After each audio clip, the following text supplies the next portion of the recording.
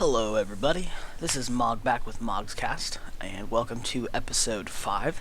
We're going to be going today over and landing a habitation module on the moon, or on the Mun, where we landed yesterday with the Trident lander to mark the spot where the Kethane is. We're going to start building our base there, and that'll allow us basically to give those folks a place to sleep and something to eat. I'd imagine the Hitchhiker's module is supposed to carry some food, all that good stuff.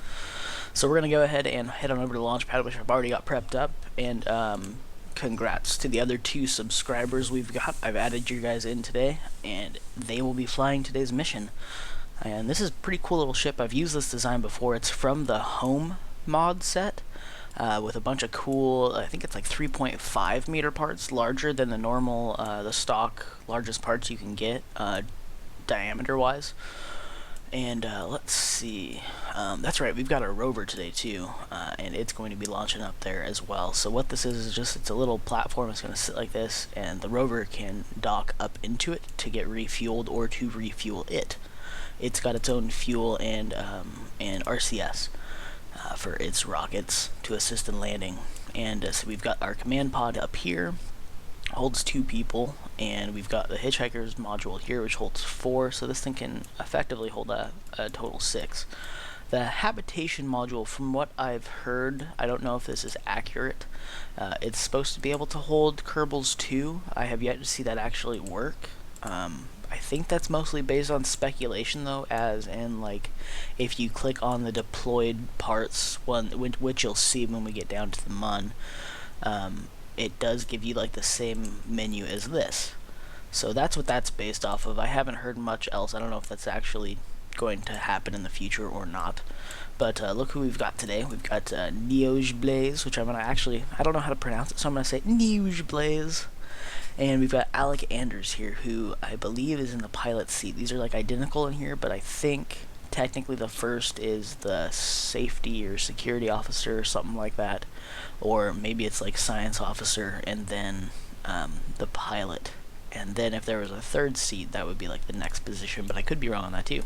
If you guys know, feel free to tell me. I always do like learning this stuff. I have today adjusted down the launch sounds, the spaceship craft volume, so hopefully this shouldn't blow your ears out. I've actually already tested it with a small clip just to make sure it's not crazy. So I think I've got my volume levels proper, so that means volume should be good this time. We've got our quality up, visual quality should be 1080, you can watch on YouTube. And let's go ahead and get this thing going. It's a bit heavy of a craft, so the launch profile is a bit different than what you'll see as standard, turning over at 10K and all that. I actually have to go up a little bit higher to drop the second set of tanks, and we are using an asparagus staging system this time.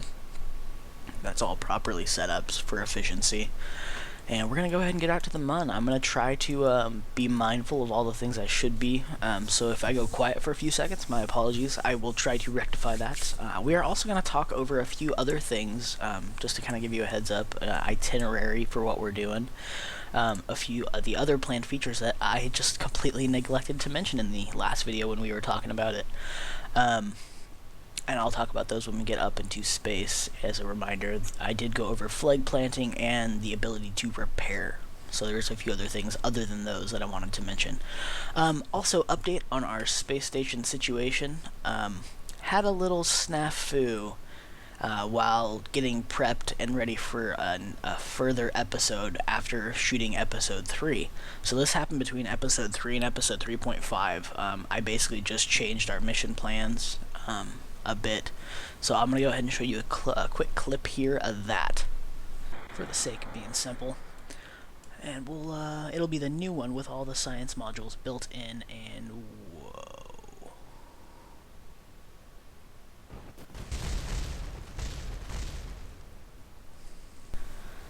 so yeah, as you can see, I don't know what happened. I was loading into the station, and just all of a sudden, boom, it just explodes. After like thinking about it for a while, and I went back to a different save because I back up my persistent files, just in case things like this happen when due to like editing the system file or the persistence files to get your guys' names in there. I always make backups just in case, and thankfully it helped. So, yeah, I think what happened there was I actually believe it had something to do with action groups. With all those ships stocked together that had different action groups, it happened as soon as I shut off the drop ships' reverse engines. It just paused and boom, explodes. So something to keep in mind if you got big ships and you're setting up action groups for the smaller stuff, you should probably do that kind of manually. Otherwise, you may run into issues. I don't know if that's the cause, but it seems somewhat likely. So anyway, without further ado, we're going to go ahead and launch. Got throttle up full. We've got our advanced smart ASS set up here with kill rotation to be a kind of better SAS setup. And we're going to go ahead and launch here. So 3, 2, 1, ignition.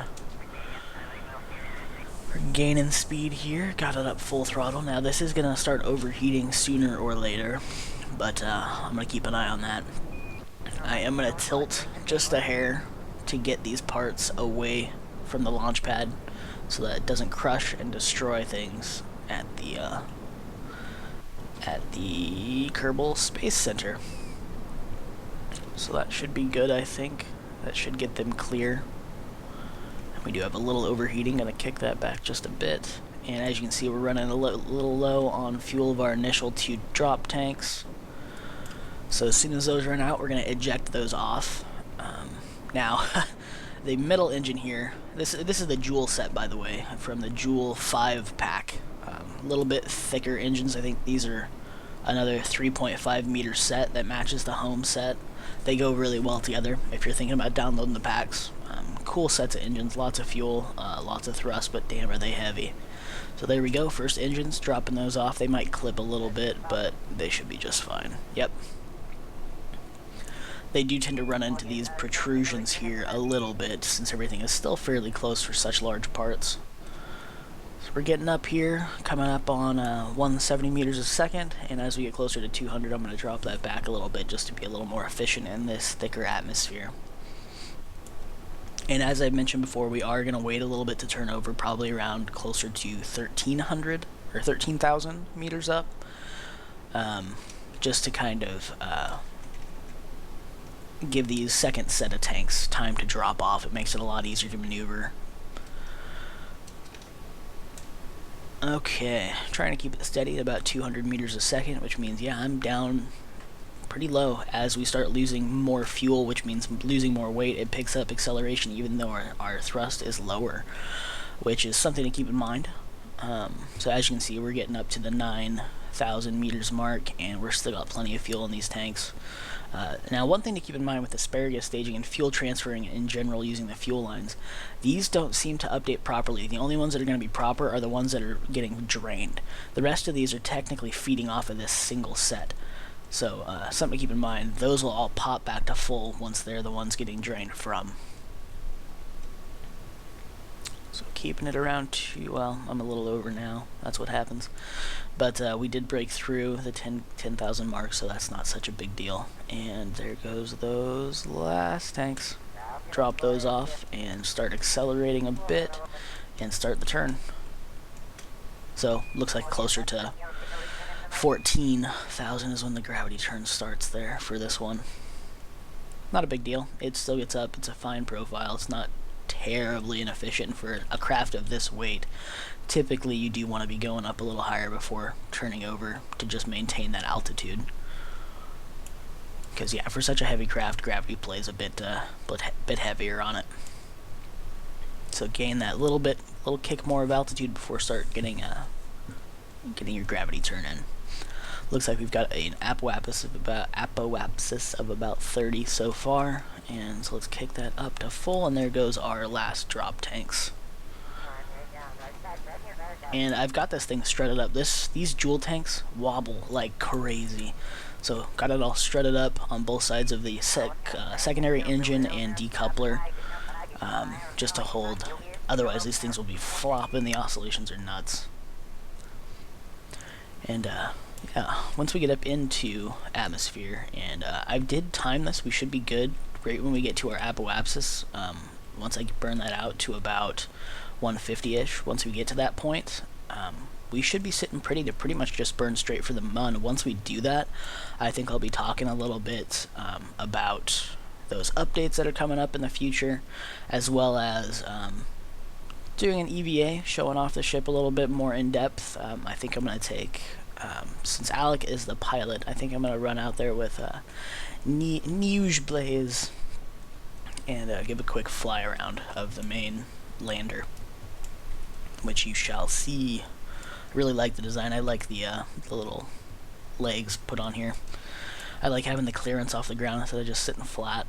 Kind of cool, I think. Personal preference, it's not a big deal. And we got an apoapsis of about 100, and we're pushing it out further to make it a wider orbit, so closer to a full orbit.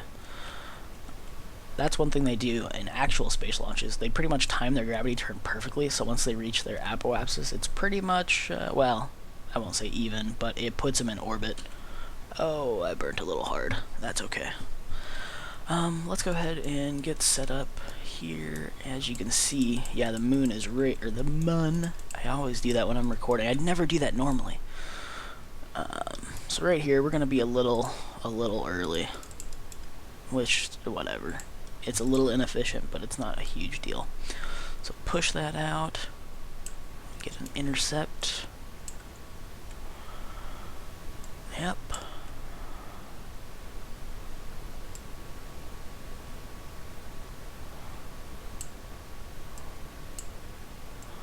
Okay, what am I doing? I'm just being dumb.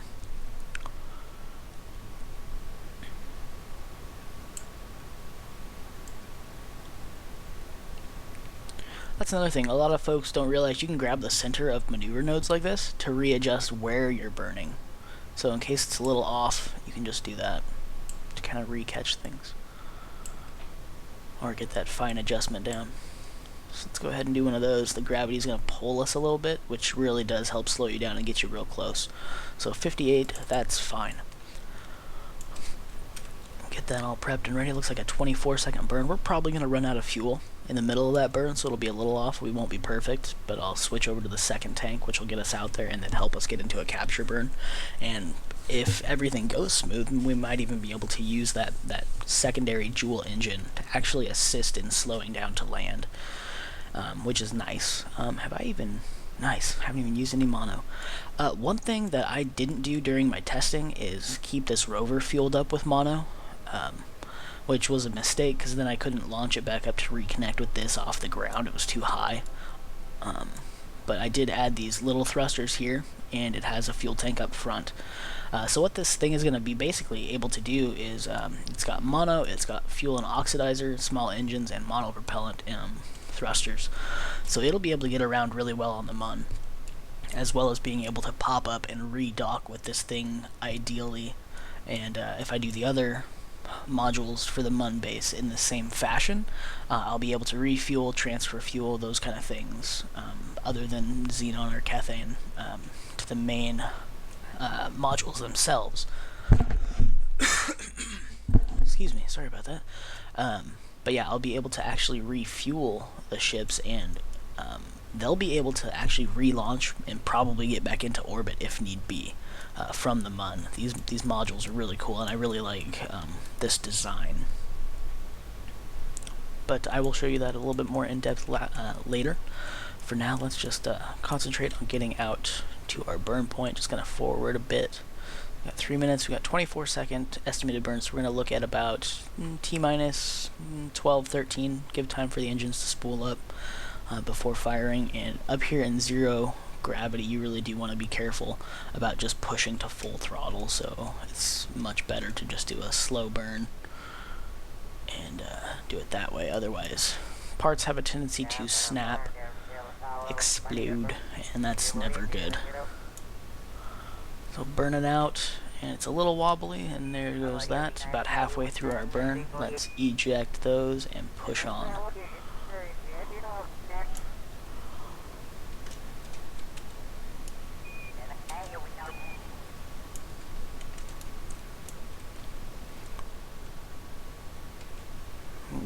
Switching down into chase view here. I think chase view is great for flying around. It kind of keeps you in better perspective.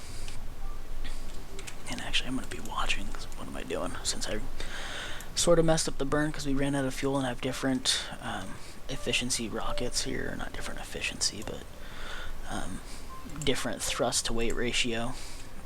Here, things get a little different during your burn. That's not a big deal. Right now we're on a collision course with the Mun. That's also not a huge deal. It's easy enough to correct. Once we get out of our initial burn and we're in a general position, we can pull that out, and this actually gives us a little better control over our periapsis, which will turn into an apoapsis once we actually clip into the Mun gravity well. It'll switch those. So about 25 kilometers up, that's ideal.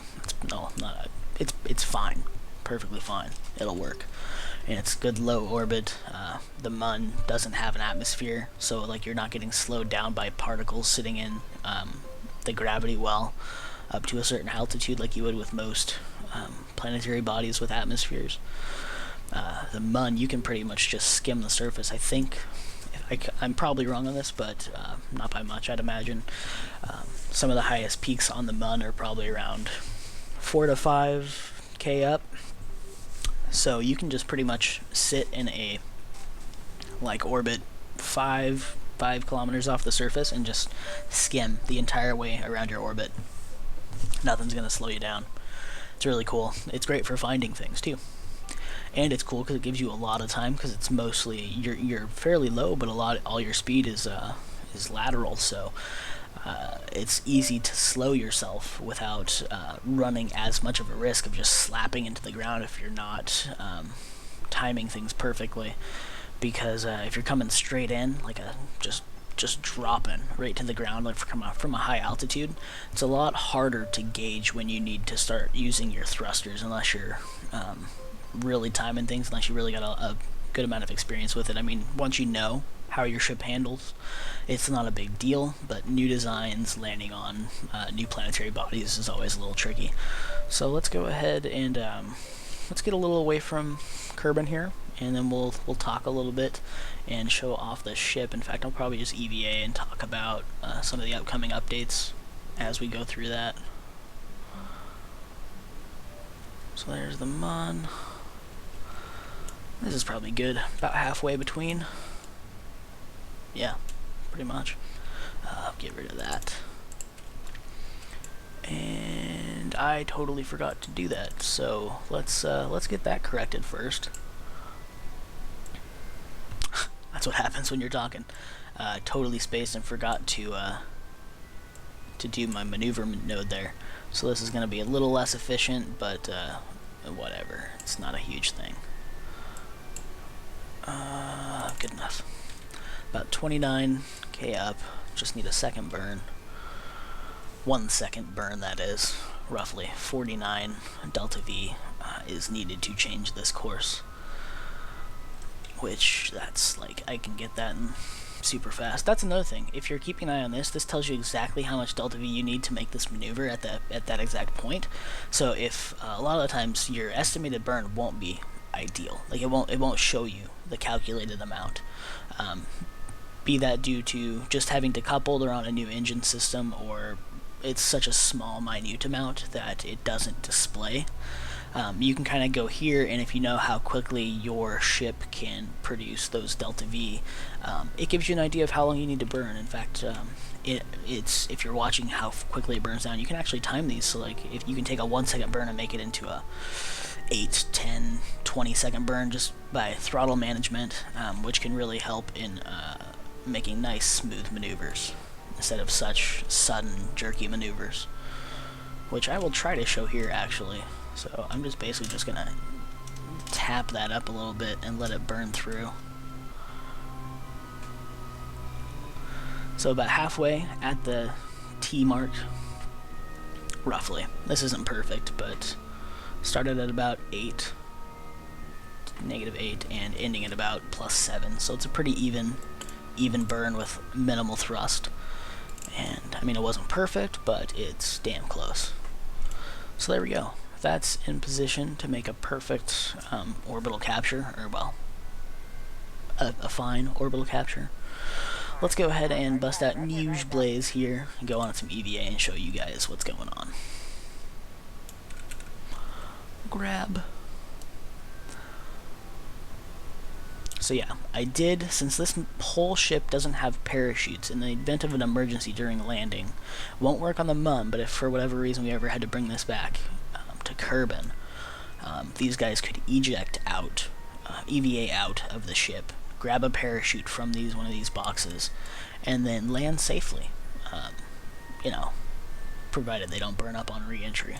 So that would have to be maybe something that won't work in the future, but let's go ahead, pull you out here. Ugh, that is one thing I do not like about the camera angles, the default cameras on these EVAs. They're really twitchy. So yeah, this is our Ucky home habitation module. Let's see.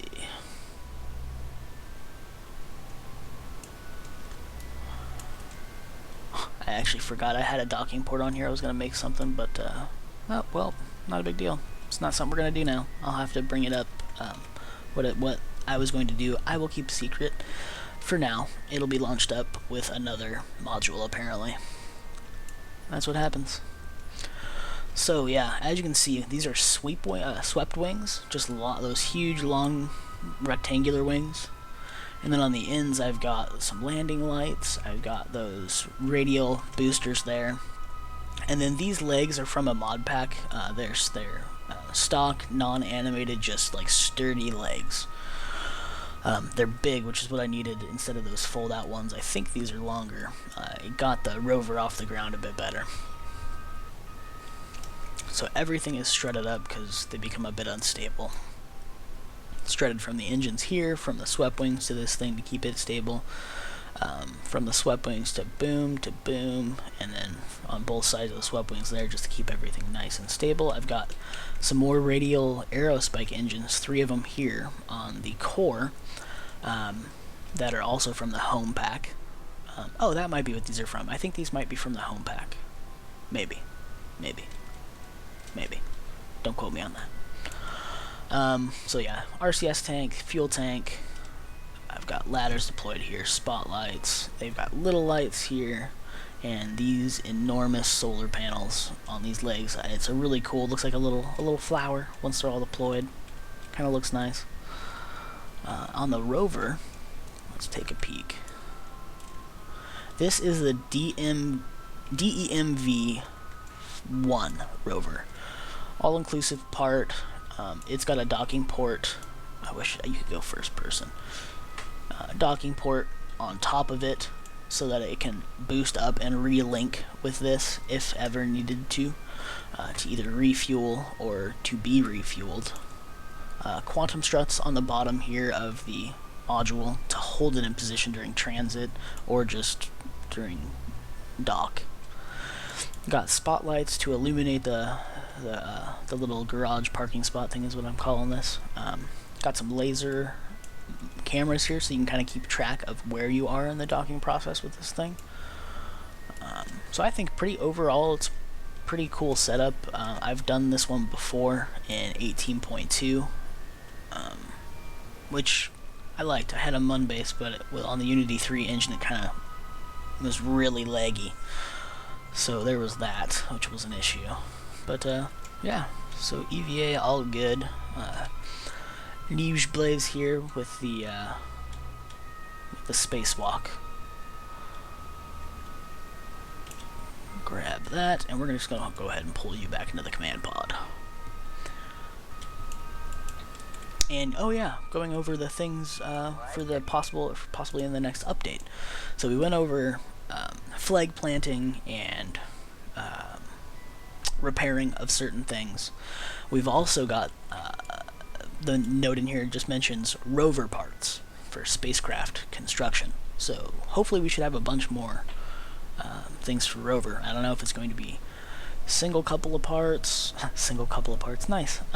If it's just going to be a few parts or if it's going to be just a bunch of module pieces that you can build tons of different rover types with. What I'd really like to do is I saw a cool video somebody put out, and I cannot remember for the life of me what it was. It was like a little, almost like a little motorcycle kind of thing. It was unmanned and had like stabilizer legs and 2 wheels on the back, 2 on the front, but they were really close, so it was a very skinny little craft. And I thought it was really cool. It was powered by an ion engine, so it was pretty darn efficient. It had RCS on it, and it docked in a similar fashion to the rover we've got here, up into its own module, lander module. And it had like a cool little like box they built around it with wings and stuff like that, that they ejected part of. I thought it was cool. It looked really cool in the video. Coffee. I actually watched that video a few times and tried to do my own variation of it. It's really tough. That guy did that really well. He did a darn good job making it. I'll try to find a link to that video again, because he also uploaded a craft file for it, though I think with this newer version, the launch stages of it don't provide enough thrust. I was having some issues with that, so you may need to rebuild that to actually get that thing working. I've had some issues with it. It actually goes, it goes up in the air, it doesn't just fall, but it's super slow. It does not gain speed very quickly at all. So I think it's just after the rebalancing of engines, things like that, it kind of took a hit in its design.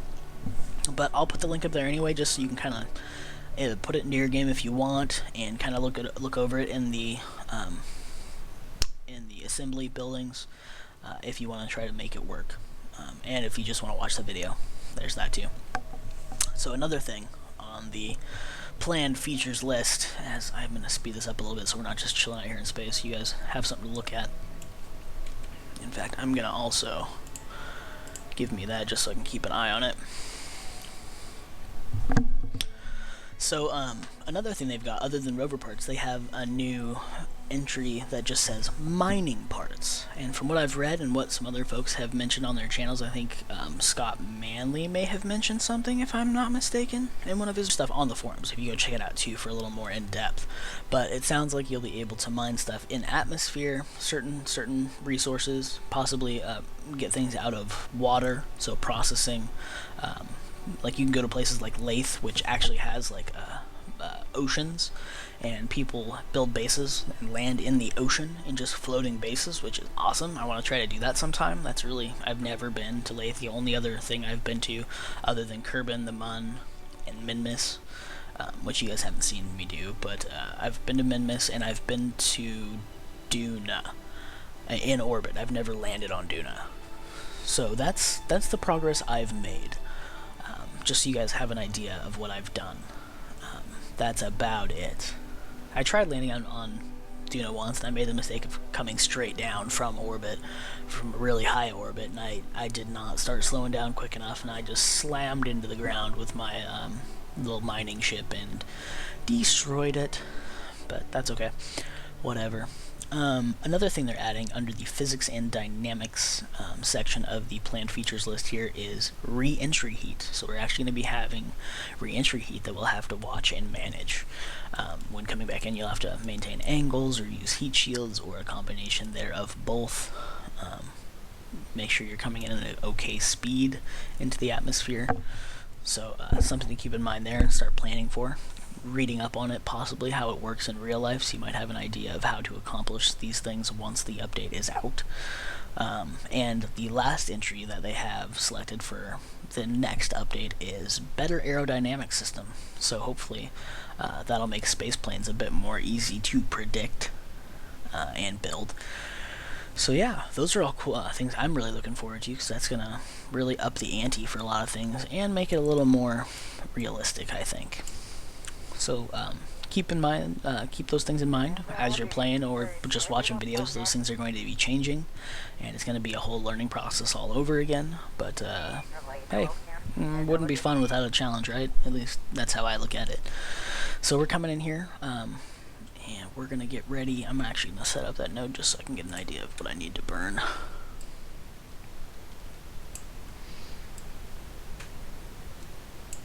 Ooh, that's not even...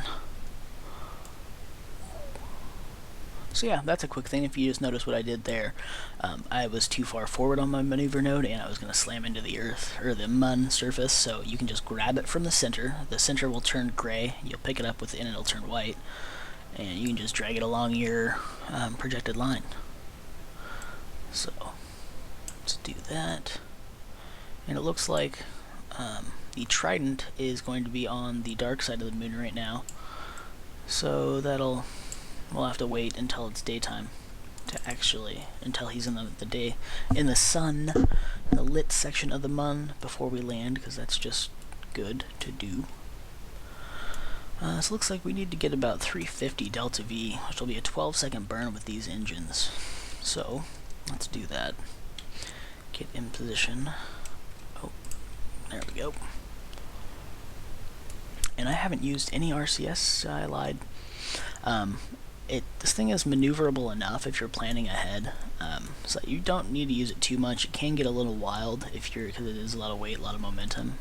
Turning on the RCS like quick bursts can really help to slow you. But I have to remember to refill these. Just have to. Because it's terrible if you don't. Bad things happen if you don't get all these things just right. Or at least, bad things can happen. So I'm going to do that now, just for consistency's sake. And we're just going to fill up one side and then fill up this one.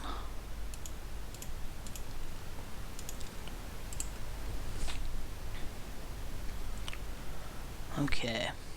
Lander is fully loaded. And we're just going to try to use just this thruster until we get down and ready to land.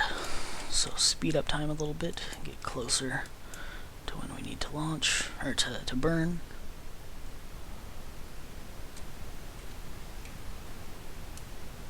It's coming in here, as you can see, we're nice close.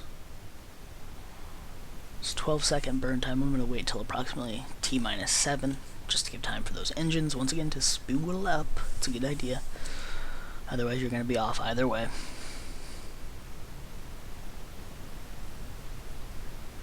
And so 10, 9, 8, and 7. I'm going to be watching this.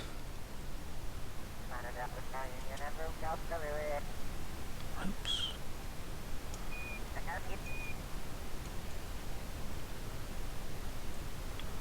Sorry, I kind of messed that one up. I was watching that up there and got a little confused. Not a big deal. I'm still in an okay orbit. In fact, I'm just going to flip around and re-expand that other one out just a little bit. It's not going to be perfect, but it will do. Oh, excuse me. I'll try to cut that out. My bad.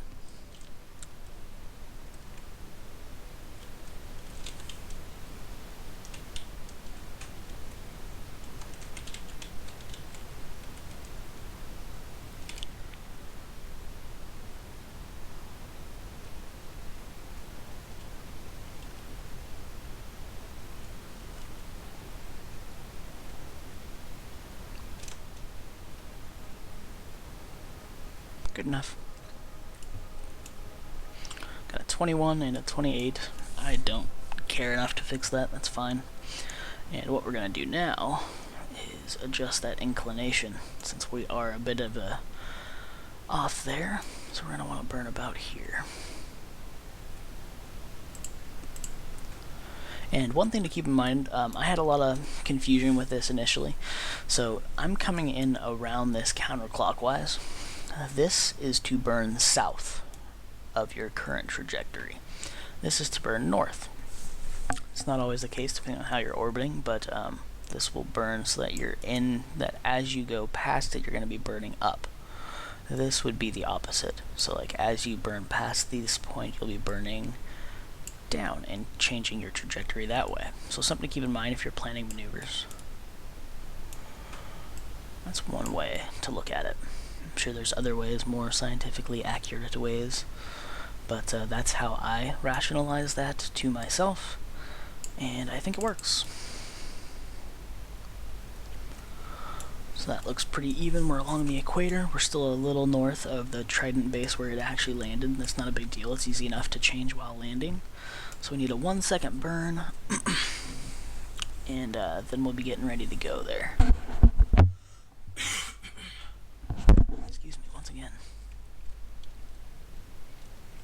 Come on. Uh-oh. Got my RCS on, that's why it's going so fast. Oh, and we're getting low on electric charge. I don't have any passive generators on here. So what I'm going to do is after we burn this, I know the engines do provide a little bit of electricity, but and actually we're on the dark, so that's what we're going to have to do. For now, I was going to pop out one of the solar panels and get some energy that way, but it is what it is. We'll just get some electricity through our engines. And shut off RCS. We're on target. Let's speed up. 1 second burn, need about 62 delta V change in velocity to achieve this. So we're coming in. Okay. Getting close. We are T minus 10. And okay. 2. There we go. Boom. There we go. Okay, so what we're going to do now is I'm just going to speed up time, let the mun orbit, and this is terrible. I shouldn't have come in so close. Okay, screw it. Let's push this out a little bit.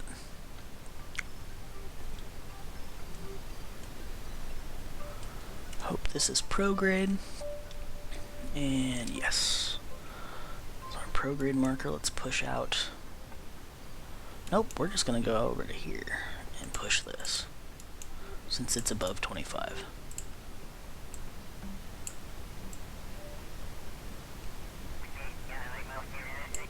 Ah, there's that chatterer going again. I don't know if I haven't been paying too much attention. I turned it down as well, so hopefully that's not drowning me out, but if it is, it shouldn't be too bad.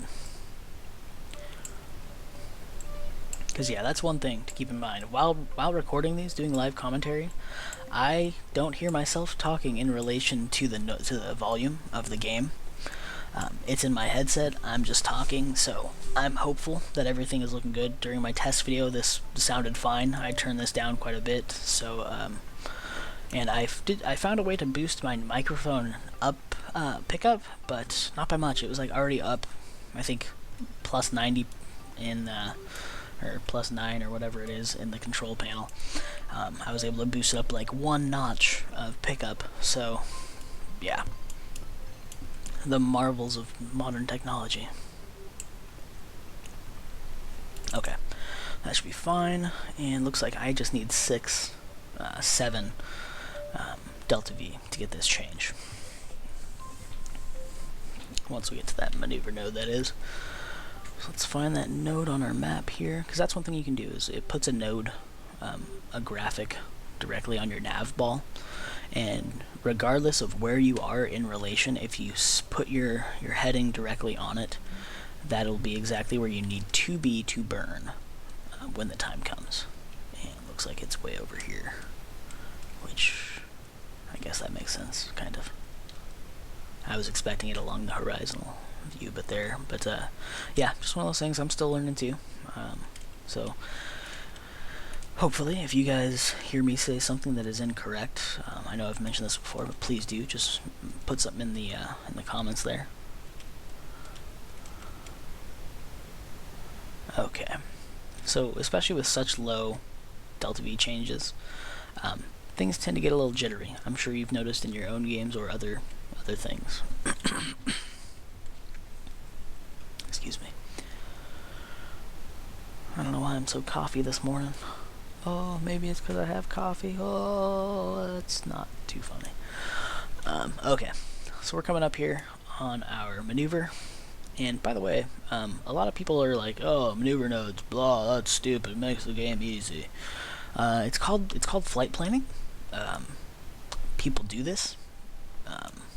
I know most of you guys who are watching probably don't care too much, but I've definitely heard people on other videos comment about this kind of thing. It's the dumbest thing that you could possibly do. Why would you not use the resources you have when trying to achieve something? That just seems like purposefully making things harder on yourself, when that's not the goal. I get, well, I'll take that back. Some people do enjoy that. This is a game. You can play it however you want. That's not typically how I'll play it. I do enjoy playing games hard, but I don't just not use things that are provided that make sense. If you want to be a Zerg rush everything, more power to you. That's not the way I am. I do like to have plans. It lets you pull off more crazy things if you're actually planning. That's the way I look at it. Hope you don't take offense. So we're coming in T-minus 5 seconds here, and we're just going to go ahead and wait until about -1, because this is nothing.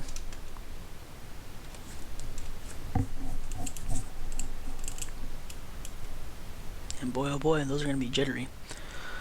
Fun.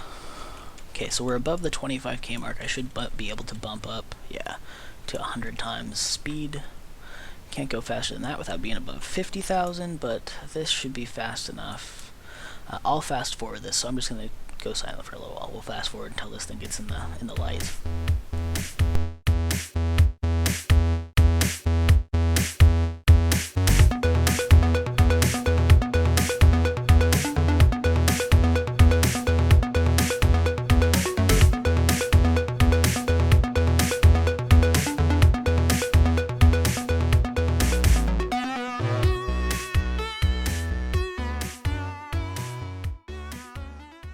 Okay guys, we are back. What I waited for was to make sure that the sun was high enough that we'd actually get some decent ground light. So what we're going to do is slow this down, and we're going to start planning to land. Oh boy. So this may be a little tricky. Burp, burp, burp, burp. There we go. Pull this in, and if you're going with the rotation of the planetary body that you're coming in contact with, you always want to shoot a little ahead because it's going to rotate. Plus it also gives you time to kind of set up and make sure it's not happening all so quickly. So let's see, that should be ideal. I did have to burn south just a hair, but that should put me right over the lander for the most part. And get ready for that. Looks like 163 delta V that I'm going to need. Burn for about 8 seconds at full throttle. And so let's get lined up and ready to go here. And I don't need this orbital information view anymore. What we really want is the surface information. The cool thing about this is it gives you its altitude, which is the main altitude from sea level. At sea level is ASL, I believe that's what it stands for, or altitude at sea level maybe. Or your altitude true, which is like a radar altimeter, which will give you your height away from what is below you, be it ground and not ocean. So that'll give you an idea of where you are actually above the surface. So very helpful, unlike the one that you get at the top of your screen normally. That is at sea level. That is not above whatever ground you're above. So if you're in a particular mountainous region, that is not going to be accurate at all. So getting in here, coming in, getting ready to do our burn. We're not on target. So let's go ahead and adjust that. Yeah, they agree down there in mission control. Okay, so here we go. We're gonna look at about negative T-minus 5. Okay, we're burning. Boom. There we go. Okay, so let's just let's hop on in this view. Take a peek down here at the surface. Actually, we want auto. Landing in auto is much easier, I think. And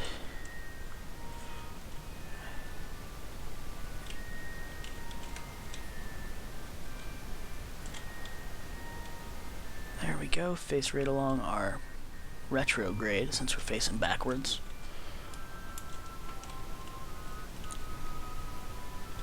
And yeah, we got plenty of fuel left in this fuel tank, so we're gonna use this for landing.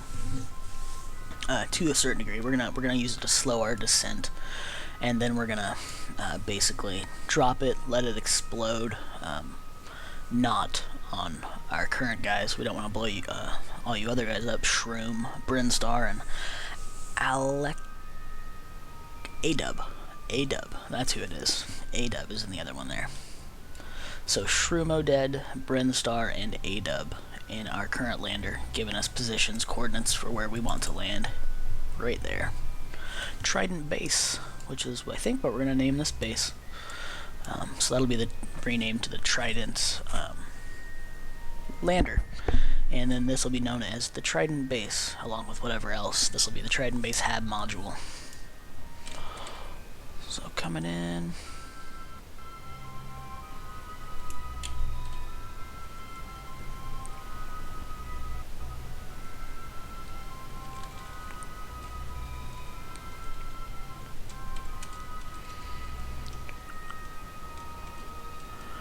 Burn off some of that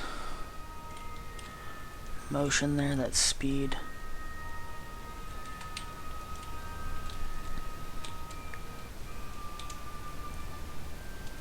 Okay. At this point, we are just going to go ahead and detach.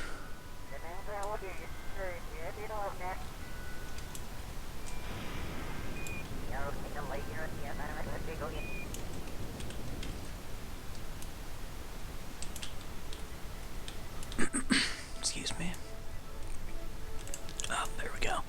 I just had my SAS on not kill rotation, so I was trying to maneuver with SAS, which never works. Well, you actually can, but it'll pull you right back. So right along our retrograde there, no gear to deploy since our gear is already out and fixed out. It's fixed gear, that's the words I'm looking for. Turn down, so we got 2 points of touchdown instead of just the one there. So we're actually going to be landing upside down to some degree. Probably not what you're thinking, it's just how I'm wording it, which is probably terrible. So it looks like we're about 6.5 kilometers up, and we should be pretty much dropping very near this thing now. So actually I don't want to lose all that vertical velocity, so I'm just going to burn further toward the horizon to kill my lateral. And just start dropping at the same speed instead of going to 0 as we hit that peak by staying on the retrograde marker. And we're coming in nice. We're about 5.5 up, coming in on 5, and we're going about 50 meters a second, which is fine. We are gaining velocity, but I'll correct that.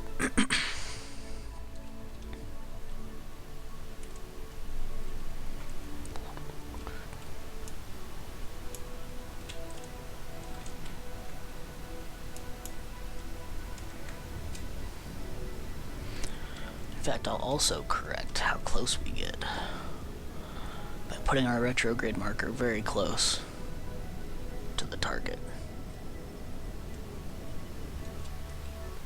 There we go.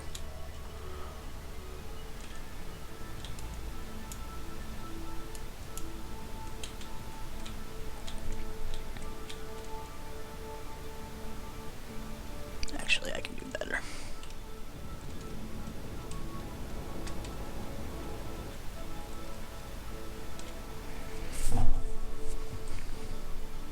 Come on.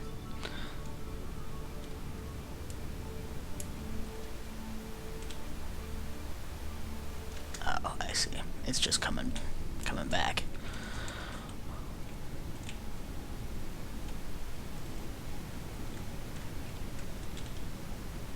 So what I'm doing here is I'm maneuvering by watching my retrograde marker here and then the target marker. So planning maneuvers that way. So it's very misleading to watch your screen and watch your actual vessel. Whereas if you're planning maneuvers, it's a lot easier if you just watch your nav ball. Okay, I'm going to turn on this RCS so I get quicker motions. Coming in, we're about 400 up. And that's fine. We're just going to start killing that vertical speed a bit, coming in on 250, and there we go. I'm just going to get closer to the Trident base that we currently have.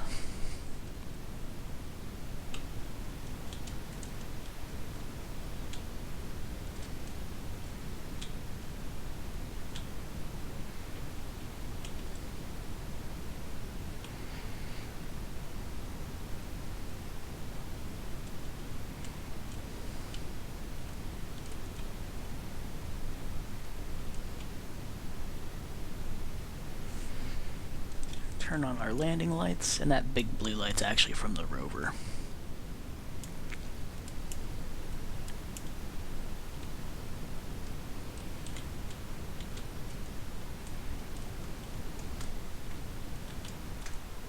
So we're about 40, 30 up. Burn that off.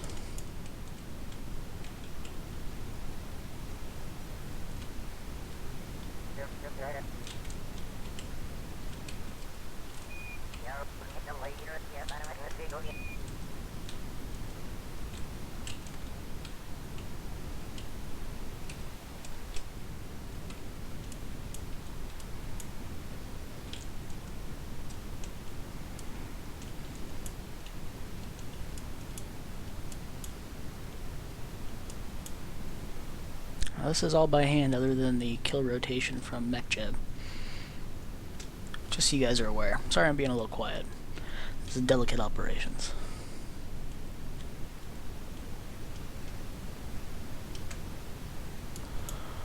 So basically what I'm doing here is I'm just getting stable, doing a hover to get closer to the base. And I'm being a little wobbly here. Throttle's touchy. These landing legs can sustain quite a bit of force per landing. They're pretty darn heavy duty. Nope, don't want to land just yet.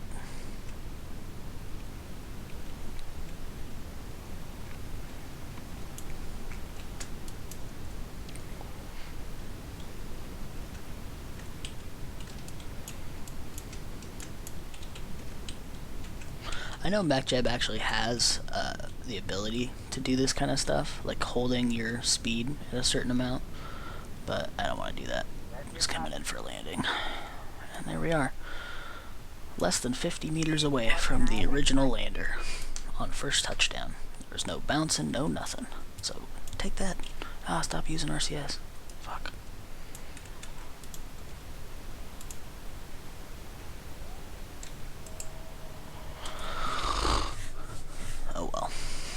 That's not terrible. Don't need it in the lander now, so just toss it all into the rover.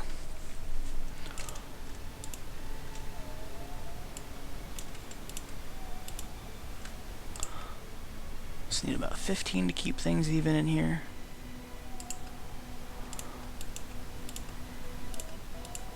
Close enough. So Neogblaze and Alec, good job Alec, you're a pilot. Got that thing all landed down there. Let's go ahead and deploy these panels. And then we'll detach the rover and test its docking ability. So there we go. Look at that. Oh, getting a little lag there. There we go. So our habitation module for base Trident base. Or should we call this Atlantis? Moon. I think I'm going to call it Atlantis. I suggested the name from a moon base on Scott Manley's channel, but I just chose to name all his probes, so I don't have high hopes to get this one either. So, screw it, I'm using it. So, base.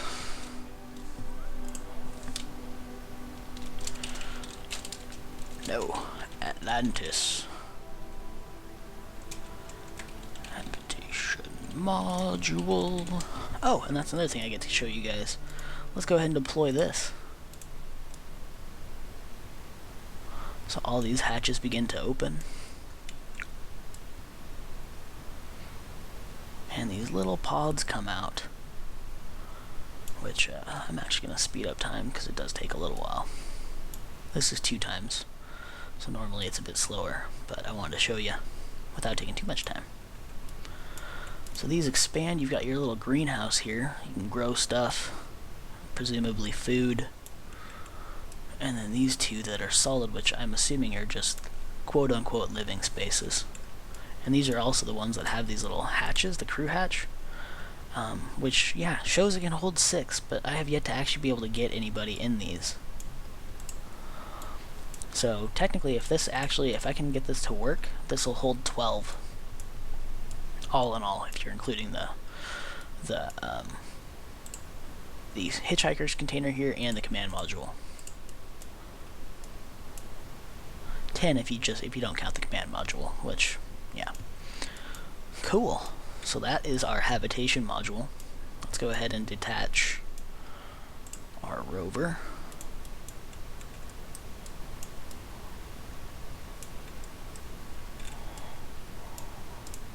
I think in the future we're going to have to be a little delicate with that rover, getting that all docked up in there. That looked a little rough. I don't know if that's because it was clipping into the hab module or not. I guess it's also double speed, so there is that.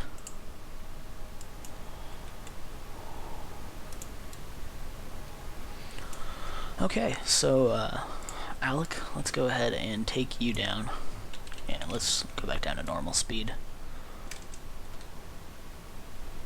Where's the lander from here? Right over there. Okay.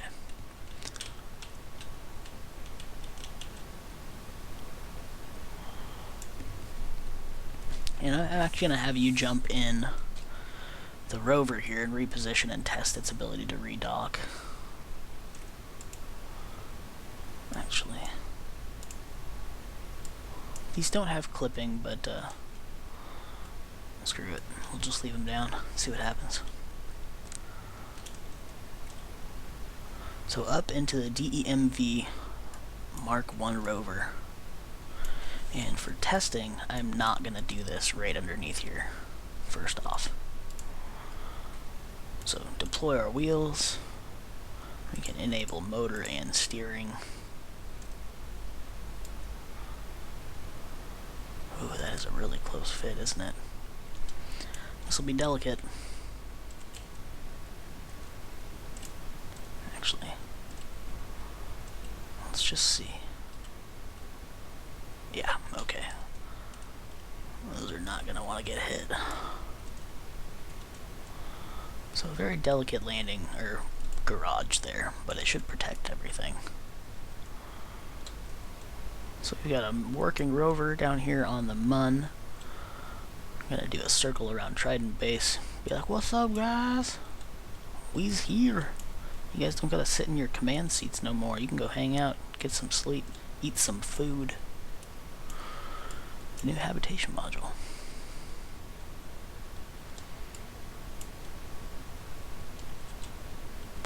Okay, let's bring this to a stop. Go ahead and ignite engines. Yes.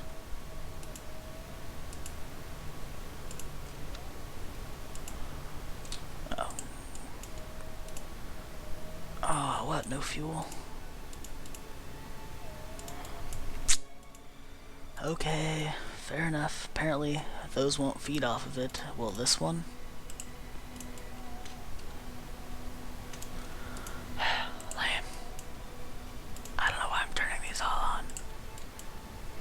Okay, so apparently that didn't work. Good to know. The DEMV does not transfer fuel very well.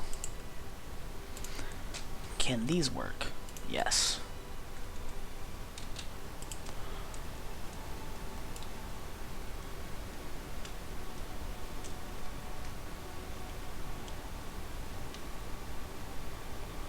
But apparently not well enough.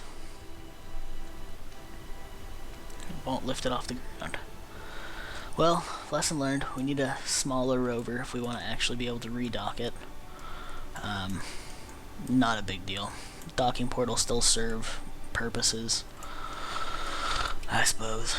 For the meantime, let's go ahead and just go park this thing.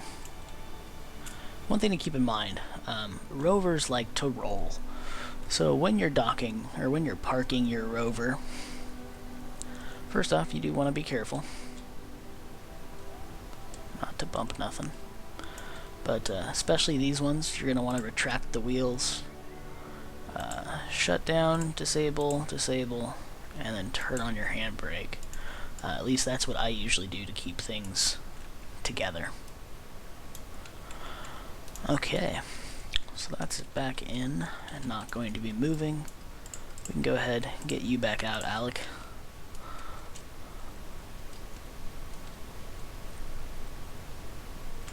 Actually, we're going to move that a little bit away from those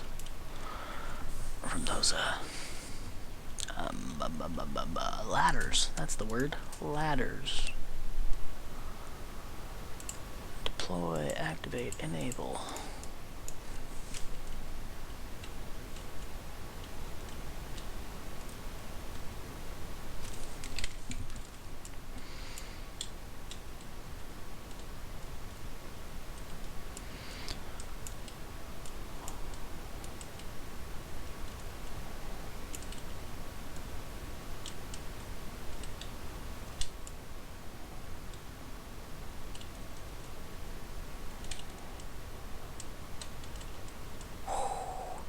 Too fast.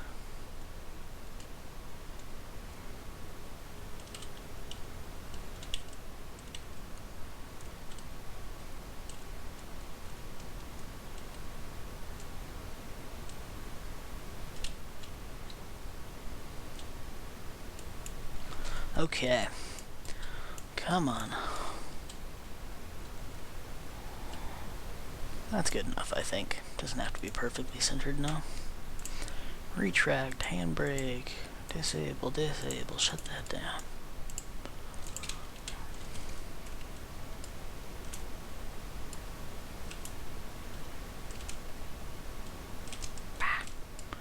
Okay.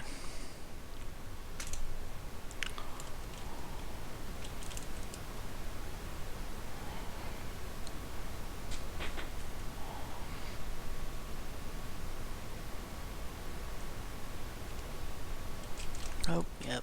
I did do that, didn't I? Can't go all the way up the ladders. You'll have to use a little bit of RC or your pack fuel.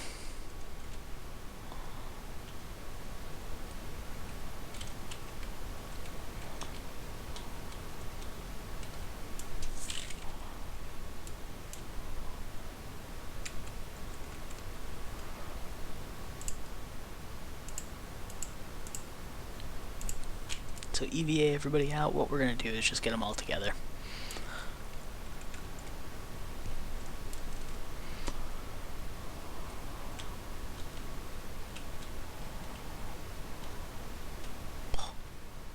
Oh, really nice news.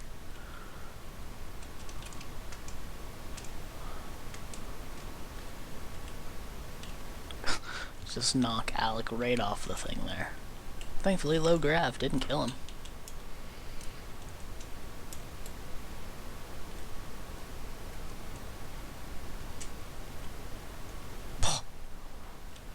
Alec is not having a good time.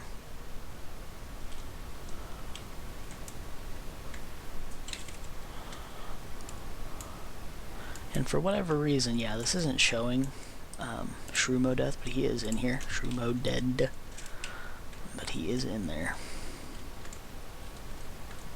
Ooh, almost hit those solar panels. So don't do that, Shroom.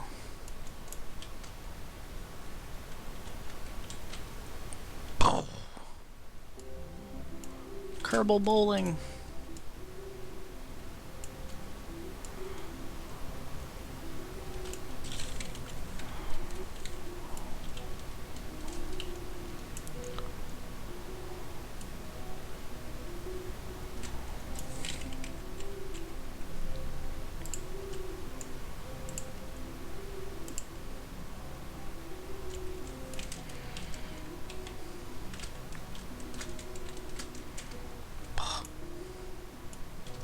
The neck breaker.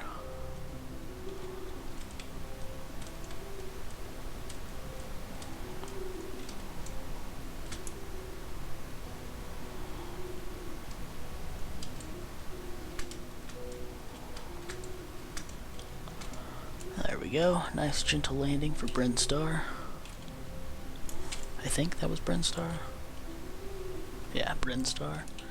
And here's a dub. A dub. Oh boy.